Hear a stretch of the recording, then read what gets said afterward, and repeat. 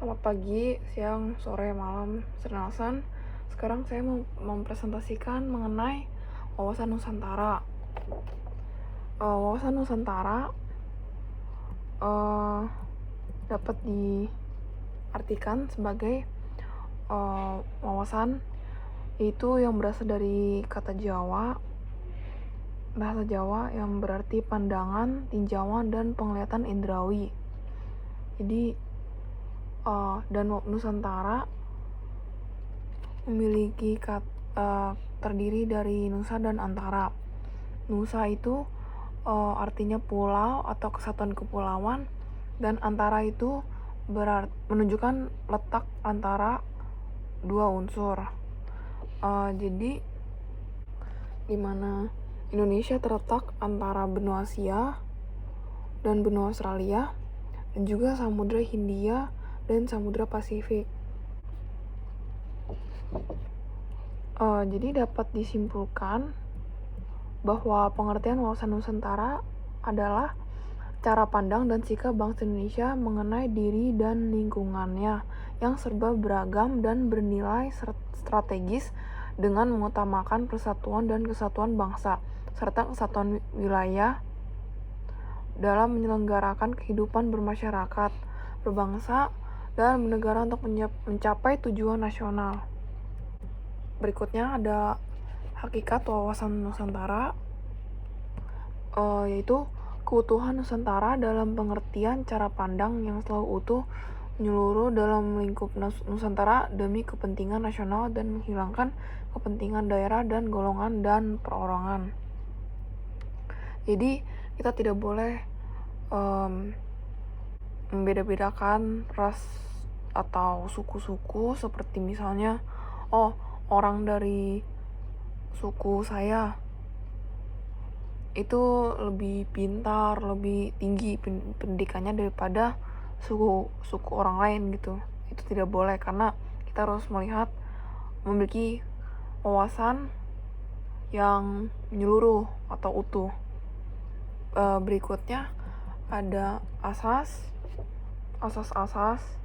dari wawasan Nusantara, yaitu kepentingan yang sama, keadilan, yaitu kesesuaian pembagian hasil dengan adil, dan kejujuran, yaitu untuk berani berpikir dan berani mengungkapkan yang benar, biarpun ketentuan itu pahit dan kurang enak didengarnya. Ada solidaritas, kerjasama, dan kesetiaan terhadap kesepakatan bersama untuk menjadi bangsa dan mendirikan Indonesia. Adapun kedudukan wawasan Nusantara, yaitu wawasan Nusantara sebagai wawasan nasional bangsa Indonesia merupakan ajaran yang diyakini kebenarannya oleh seluruh rakyat Indonesia agar tidak terjadi penyesatan atau penyimpangan dalam upaya mewujudkan cita-cita dan tujuan nasional. Fungsi dari wawasan Nusantara ada 4, yaitu sebagai pedoman, motivasi, dorongan, dan sebagai rambu-rambu dalam menentukan segala kebijaksanaan, keputusan, tindakan, dan perbuatan yang lain. Tujuan dari wawasan Nusantara adalah untuk mewujudkan nasionalisme yang tinggi di segala aspek kehidupan rakyat Indonesia yang lebih mengutamakan kepentingan nasional daripada kepentingan diri sendirinya ataupun kepentingan yang lain. Ada beberapa aspek-aspek dalam wawasan Nusantara, yaitu yang disebut Astagatra. Astagatra meliputi aspek alamiah atau Trigatra, yaitu ada 3. Yang pertama adalah letak dan bentuk geografis. Yang kedua, keadaan penduduk. Ada beberapa faktor yang mempengaruhi penduduk, yaitu faktor yang mempengaruhi jumlah penduduk, faktor yang mempengaruhi distribusi penduduk, faktor yang mempengaruhi komposisi penduduk, dan faktor kependudukan yaitu natalitas, mortalitas, dan migrasi. Setelah itu ada keadaan dan kekayaan alam. Ada tiga asas untuk pengelolaan sumber daya alam. Yaitu yang pertama, asas maksimal. Artinya sumber daya alam yang dikelola atau dimanfaatkan harus betul-betul menciptakan kemakmuran dan kesejahteraan rakyat. Yang kedua adalah asas lestari. Artinya pengolahan sumber daya alam tidak boleh menimbulkan kerusakan lingkungan dan harus menjaga keseimbangan alam. Dan yang ketiga, asas berdaya saing. Artinya bahwa hasil-hasil sumber daya alam harus bisa bersaing dengan sumber daya alam negara lain. Berikutnya adalah aspek Pancagatra. Ini aspek Pancagatra, itu aspek sosial, dan ada 5. Yang pertama adalah ideologi atau juga cita-cita atau pengetahuan dasar. Ada yang harus diperhatikan, itu pertama, ideologi harus diaktualisasikan dalam kehidupan sehari-hari, dan ideologi sebagai perekat pemersatu juga dalam warga negara. Berikutnya, ideologi harus menjadi panglima, bukan sebaliknya. Yang keempat, aktualisasi ideologi dikembangkan ke arah keterbukaan dan kedinamisan. Yang kelima, Pancasila, yaitu ideologi kita Indonesia, mengakui keanekaragaman dalam kehidupan berbangsa dan dijadikan alat untuk mensejahterakan dan mempersatukan masyarakat. Terakhir, ideologi sebagai alat yang menumbuhkan sikap positif dengan meningkatkan motivasi.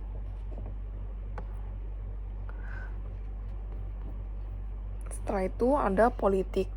Asas politik sebagai asas haluan atau kebijaksanaan yang digunakan untuk mencapai tujuan dan kekuasaan. Politik ini sebagai pencerminan dari demokrasi Pancasila. Berikutnya adalah ekonomi. Kegiatan ekonomi adalah seluruh kegiatan pemerintah dan masyarakat dalam mengelola faktor produksi dan distribusi barang dan jasa untuk kesejahteraan rakyat. Berikutnya ada sosial budaya. Dapat diartikan sebagai kondisi dinamik budaya bangsa yang berisi keuletan untuk mengembangkan kekuatan nasional dalam menghadapi dan mengatasi ATHG, atau dapat diuraikan sebagai ancaman, tantangan, halangan, dan gangguan. Dan yang terakhir adalah pertahanan dan keamanan.